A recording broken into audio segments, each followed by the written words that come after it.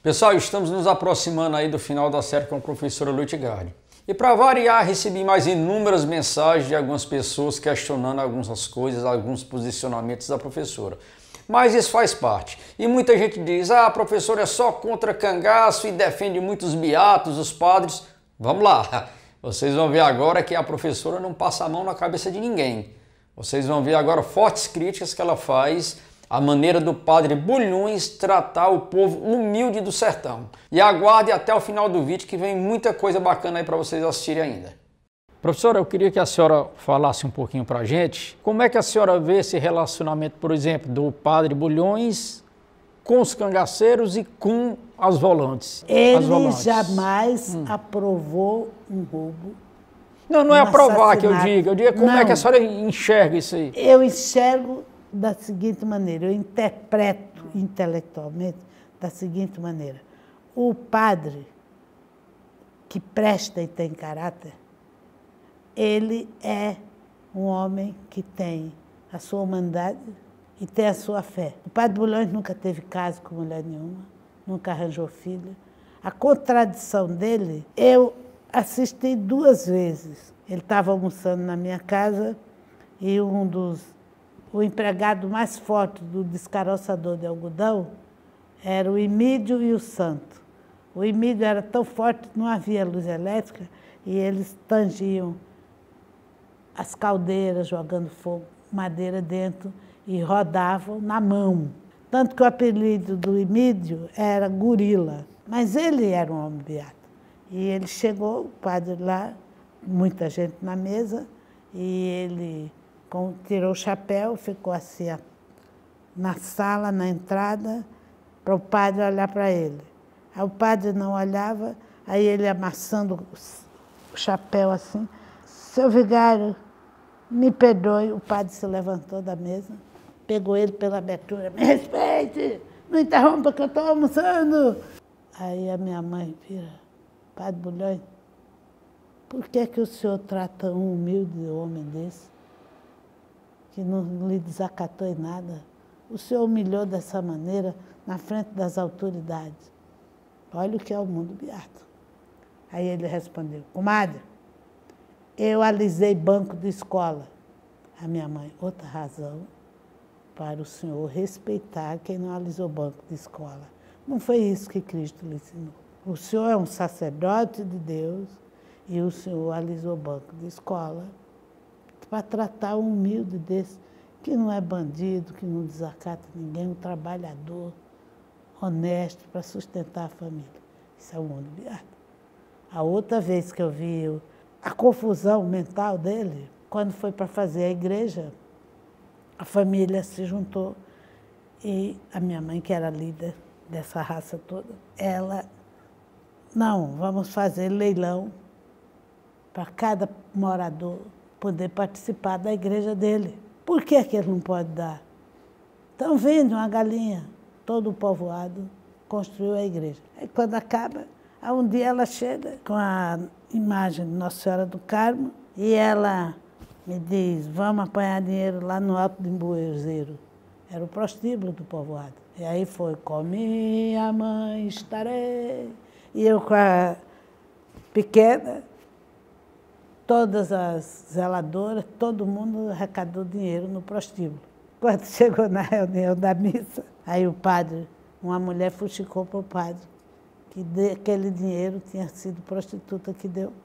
E o padre vira assim, comadre, como é que a senhora vai macular essa igreja apanhando dinheiro de prostituta? Eu não benzo a igreja. Aí a minha mãe olhou para ele, padre, o senhor é mais do que Cristo? O que ele fez quando foram jogar pedra em Madalena, que era prostituta? Quem não tiver pecado, padre. E se o dinheiro dela, no dia que ela chegar diante de Deus, Deus disser, ou a própria Madalena, ela ajudou a construir a igreja, não vai diminuir o tempo dela de purgatório? Então o mundo beato é de uma sabedoria, é de uma altaneirice. Agora, gente, Lucena. Lucena era um homem duro, um homem que não tinha meias palavras, que mandava executar, enfim. Mas vocês vão ver agora o que a professora Lutgarde diz quando ele foi executar um simples sertanejo.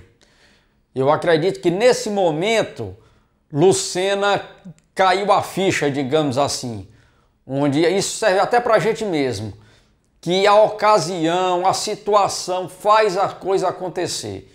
Então vocês vão ver desse arrependimento dele, onde, como sempre, aquilo que a gente sempre fala aqui, o sertanejo, a pessoa humilde, é quem mais sofre.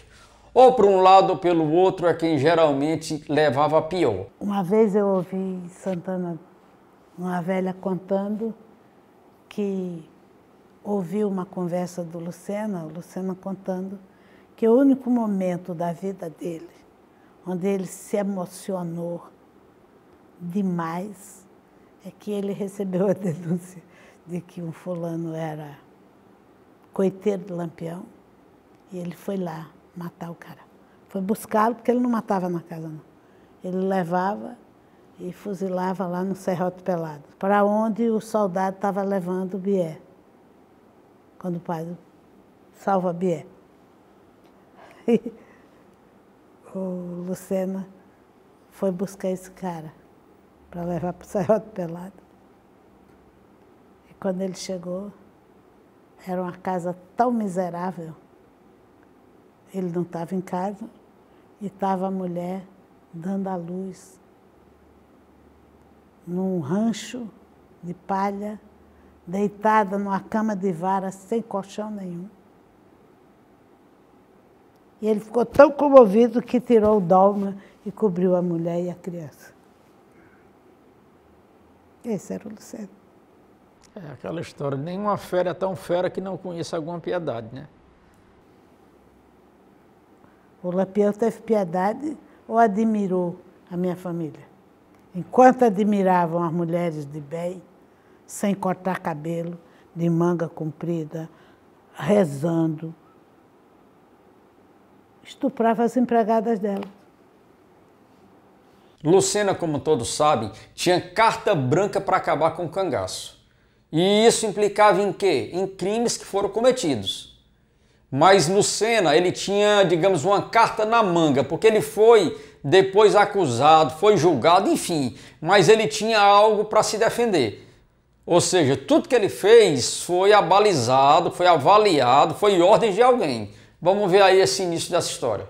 Durante essa carta branca que foi dada a Lucena, alguém tentou impedir a ordem que foi dada? De alguma forma? Claro que não. Quem fazia oposição ao Costa Rego conseguiu, em 30, no levante do Getúlio, expulsar o Lucena da polícia. Porque o Lucena seguiu tudo que o governo mandou e guardou as ordens. Porque desde aquele tempo, da década de 20, tinha uma queixa, ele ia examinar e passava o rádio para o governador. Execute. Ele executava.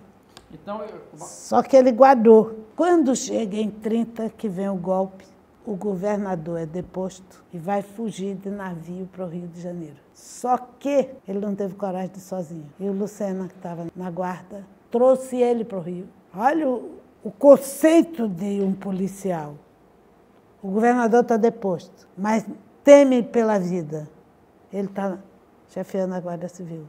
Ele vai levá-lo, Pedro Costa Rego. Aí eu entrevistando o filho do Lucena, o Wilson, que me contou a história do dia que o Lucena disse ao Bezerra, você tem 15 dias para trazer a cabeça do Lampião, eu arranco a sua.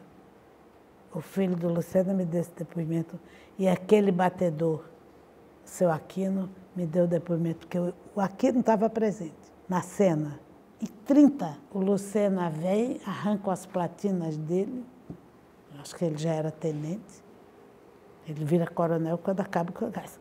Então, o Lucena chega, vai trazer o governador fugitivo, hospeda ele em frente eu vejo até o Hotel Imperial, onde o Lucena botou. Aí o filho do Lucena me conta que ele levou o governador Álvaro Paz de navio, botou no Hotel Imperial. Próximo vídeo, pessoal, vocês vão ver aqui pela professora Lutgard o julgamento de Lucena e como é que ele conseguiu se defender no julgamento que fizeram contra ele, querendo acusá-lo de vários crimes. Ou seja, é uma coisa muito complicada isso daí, porque ordens são ordens, o cara podia fazer ou não podia, enfim, isso é uma coisa bem complicada. E na sequência também a gente vai ter Angico, o desfecho de Angico, como tudo se deu, beleza?